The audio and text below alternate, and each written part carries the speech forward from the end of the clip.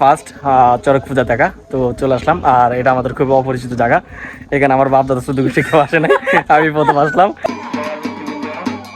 Hello everyone, শুভ নববর্ষ। তো আমরা এখন চলে যাচ্ছি,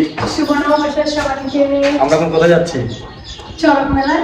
আমরা এখন চড়ক পূজা দেখতে, চড়ক মেলা না, চড়ক পূজা দেখতে আমরা এখন চলে যাচ্ছি। তোমাদেরকে চড়ক পূজা দেখিয়ে দিব। তো আমরা এখন দুজনে চলে যাচ্ছি, টাটা শুভ নববর্ষ। তো এখন আমরা চলে যাচ্ছি বাসার গলি দিয়ে, আর এটা হলো আমাদের বাসার গলি, আর এখান দিয়ে বেরোতে হয়। আর তোমাদের দিবা এখানে আবার তাদের তো টিম তৈরি করে নিয়েছে, আর দেখতে পাচ্ছ এখানে এসে সে আবার কি বলে তরমুজ কাটতে বসে গেলো, আর আমি ওর কিছু ফুটেজ করে নিয়ে নিলাম। আসলে কি বলবো, এই গরমের মধ্যে তরমুজটা আমি খুবই ভালো লেগেছিল।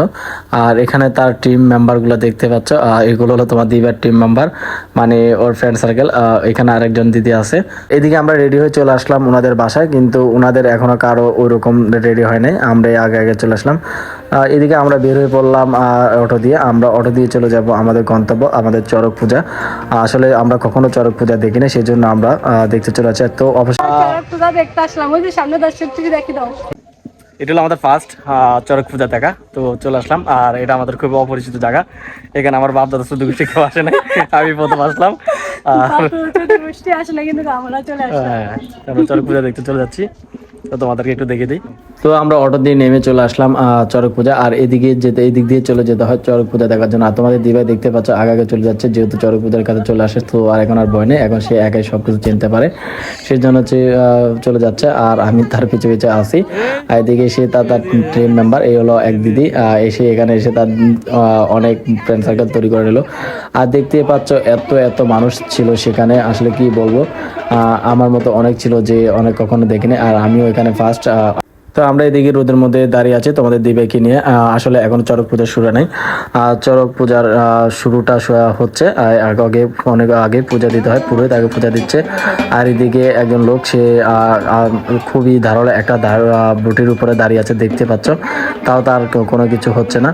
আর এদিকে শুরু হয়ে যাচ্ছে চড়ক পূজা, অলরেডি বড়শি গেঁথে ফেলছে তার ফিটের মধ্যে। তো আমি তোমাদেরকে দেখি যে কিভাবে তারা ঘুরতেছে, আসলে এটা হলো পুরোটাই সৃষ্টিকর্তার একটা কৃপা, না হলে এভাবে কখনো সম্ভব না।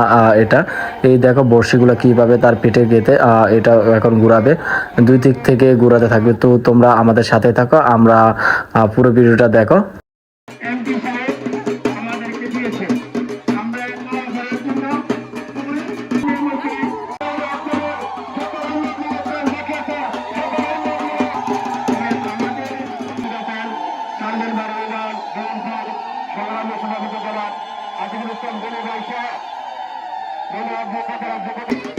আমরা আশা করি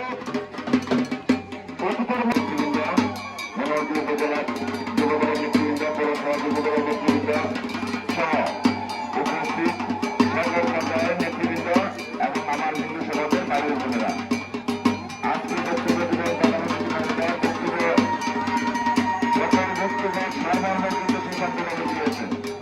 এদিকে দেখতে দেখতে আমাদের চড়ক পূজা শেষ, তাই আমরা চলে আসলাম মেলাতে। তোমাদের দিদিভাইকে নিয়ে মেলাতে একটু ঘুরতে নিয়ে আসলাম। আর রাত হয়ে গেছে, তো বেশি ঘুরতে পাইনি। আমাদের এই ভিডিওটা আছে, তোমাদের কেমন লাগলো অবশ্যই কমেন্ট করবো। Tata, bye bye.